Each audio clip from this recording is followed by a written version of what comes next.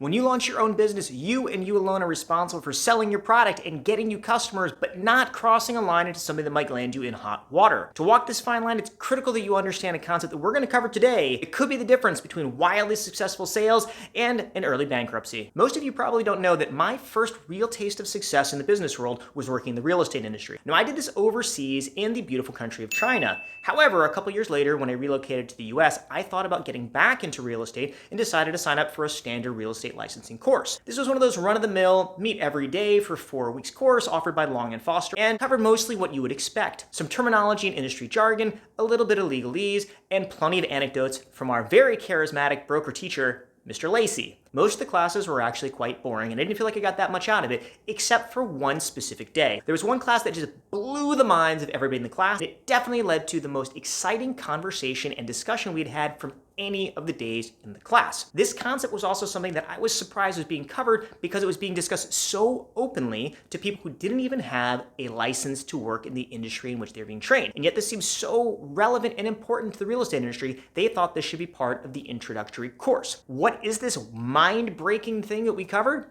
Well, it's a term called puffing. Now, this isn't something that you do when you swell up like a fish when you're getting upset. It's also not something you did in your college dorm room. Puffing is a term that is in real estate used to essentially, the way we understood it, to bullshit your way into sales by wildly exaggerating how wonderful a property is to convince people to buy it. Before you call me out on this, I went one step further and I looked into this. Merriam-Webster even has an official legalese definition of what puffing is. It's the practice of making exaggerated commendations, especially for the purpose of promotion.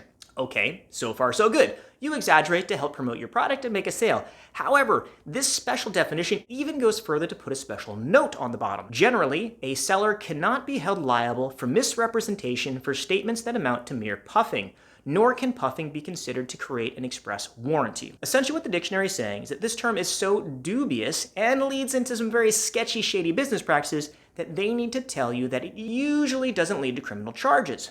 Wow. And this is being covered in the introductory course to real estate. Now, why was this so relevant, and why is this even relevant to you, particularly if you're not in the real estate industry? There are 3 reasons. Number 1 is liability. You need to understand as a business owner the difference between puffing, which is an exaggeration to try to help you get business, that is legal, and crossing the line into misrepresentation, which could ultimately lead to charges of fraud. Now, generally speaking, where you have a little bit of wiggle room is on qualitative rather than quantitative qualities of your product or service, something that can't easily be countered or measured. If you were to say that you were selling a car that could drive 100 miles per hour, that could actually only go 30, well, that would be easily disproven and that would be misrepresentation. However, if you said this car handles like a dream, even if it was a milk crate with 4 wheels attached to it, you could probably get away with it because, well, what does handle like a dream mean? It's a very subjective term. As our friend Mr. Lacey from a real estate class said, every property is beautiful. This is very important for you to understand. When selling your business, you need to draw attention to yourself and highlight things that your customers may not necessarily realize will be a benefit. And this is very subjective. You can put yourself in the shoes of your customers and subjectively think what they will benefit from your product or service. You can then shout this from the rooftops without risk of actually committing a crime. However, the moment you start making claims and promises that you can't keep and that are intentionally made so that you can profit, i.e. make money off of it, you're now landing yourself in a hot water. This could be misrepresentation or fraud. This could lead to you losing customers, losing a business license, getting slapped with fines, or possibly even jail time. Basically, it's not something you want to mess around with. When in doubt, always consult an attorney, and when in doubt, focus on the real aspects of your product or service that stand you out from the competition. If you know you have a great product, sell what's great about it and don't resort to lying about what it's not. Reason number 2, you need to know what you're up against. Many of the companies that you'll be competing against have full sales and marketing teams just devoted to selling their product or service. Many of them will have also been trained. Now, they probably wouldn't have been told to puff the way that we were, but they will be taught how to market and where to push that line into areas where they can subjectively claim their product is better than it actually is. Case in point, have you noticed how many products today seem to be selling a wonderful product that's best in their class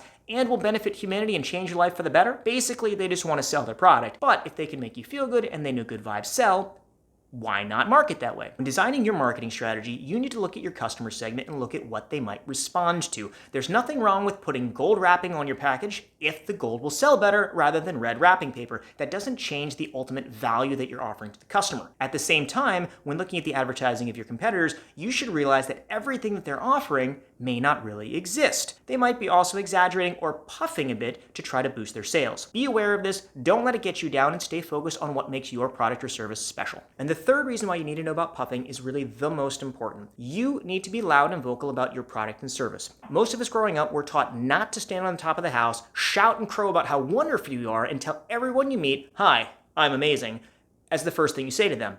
It's generally considered rude and very bad taste. However, if you're now in sales, you don't have somebody else to do this role for you. Growing up, typically in school, on a sports team, you would have a teacher, a parent, a coach, or a friend who could speak and sing your praises to new people that you met. They would provide that external reference that would help others understand what you were truly good at and lend credence to what you said you were good at. Now that you're in business for yourself, you don't have that anymore. You need to do that all of yourself. That means you very quickly need to get comfortable with telling everybody what is fantastic and great about you, your service, or your product. Don't be shy. Let me repeat that. Do not be shy. Being shy and not telling your customers how great your product is will not help you generate more sales. And if you really feel that you have a product or service that has value, you need to let people know that, because otherwise they're going to buy a less quality product or service from somebody else who was just better able to market it. Now, for some people starting a business later in their career, they may have past customers or colleagues who will help sing their praises and spread the word, but it will be a very narrow pool of potential customers. To really expand your business and reach other individuals, you need to go out there and you need to spread the word. There may be a million reasons why you started your business, but how you sell and market your services will be key to your success regardless of what you're offering. So now you can make a conscious decision about whether you want to puff or you want to pass, but don't forget to sell the value that you truly have in your product.